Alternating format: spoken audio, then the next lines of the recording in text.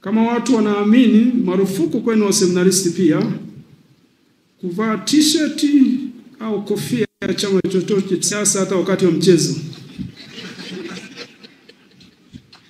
Marufuku hata kulala nayo usiku. Hata kama mgombea ni kaka yako. Silete unajisi kwenye kanisa, marufuku. Kama wahusika wanafikiri wana wafuasi huku, haina shida. Siku ya kupiga kampeni inaeleweka. Siku ya kupiga kura inaeleweka. Kama wewe ni mfuasi, basi kapiga kura siku hiyo. Isipokuwa tunakumbusha moja, kabla ya kwenda huko, tathmini kidogo dhamiri yako. Lakini dhamiri inaweza kuwa potofu isipokuwa na uelewa wa kutosha. Nafikiri hapa kuna mapadi moralist wataelewa zaidi hilo na wanaweza kutuongoza katika hilo. Tuachane na dhamiri potofu, erroneous conscience. Lazima conscience iwe very clear. Dhamiri yako itakuwaje safi na kamili? Kwanza uwe na uelewa wa kutosha wa hicho unachoenda kufanya. Listen to your conscience. Usikilize dhamiri yako kuhusu ukweli na ile iliyo sawa, kwamba katika hili kweli ni lipi na lililo la haki ni lipi. Soma neno la Mungu likuongoze. Pitia amri za Mungu. Sali juu ya hiyo. Ihoji dhamiri yako na hapo ufanye uamuzi wako. Tumsifu Yesu Kristo. Kwa nafasi labda nikumbushe tu kwa lugha ya kawaida kwamba mwaka huu ni mwaka wa uchaguzi, bila kuamsha hisia za watu. Nafikiri sisi tunaelewa nafasi yetu ya kanisa. Mapadri tufanye nini? Watawa tufanye nini? Kiongozi yeyote wa kanisa afanye nini?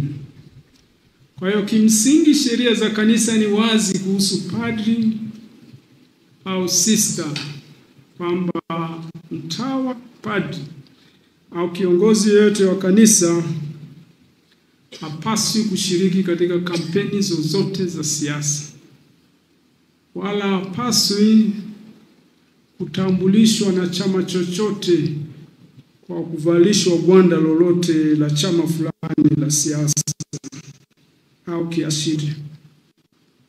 Kwa hiyo ni marufuku kwa padri, marufuku kwa watawa, marufuku kwenu nyinyi waseminaristi kuonekana kwenye kampeni ya siasa. Marufuku kubwa. Hatutakiwi kuonekana huko. Na ni vibaya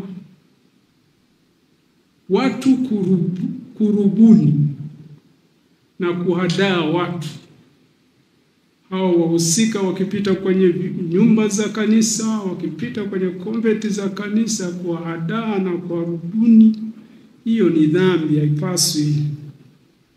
Haipaswi kumrubuni mtu kitu ambacho hafahamu. Unamkamata mnovisi, unamkamata mtawa mmoja mklara ambaye hata radio asikilizi, taarifa ya habari asomi, unamsomba tu, alafu unamwelekeza, unamfanyisha ile doctrination. Hiyo ni dhambi na ni makosa makubwa, marufuku. La mwisho, mwaka wa jubilei kama ilivyo miaka mingine ya jubilei, ni mwaka pia wa kuomba upatanisho, huruma ya Mungu, kama tunavyoomba huruma ya Mungu kwa jubilei yetu kuu hii. Tunaomba huruma ya Mungu kwa yale ambayo kanisa haikufanya vizuri katika miaka hii 100 hapa Kipalapala, lakini hii ni kanisa la Tanzania kwa sababu watu wengi wameanzia hapa. Tunaomba msamaha katika hilo. Pengine kuna waseminaristi hapa wamepita huko mjini wakaulizwa kama Petro alivyoulizwa, wewe kweli sio mseminaristi wa Kipalapala na uko hapa saizi, wewe sijui umejiteteaje? Lakini ni mwaka wa kuomba msamaha pia. Tumombe Mungu kwa maeneo yale ambayo hatukufanya vizuri.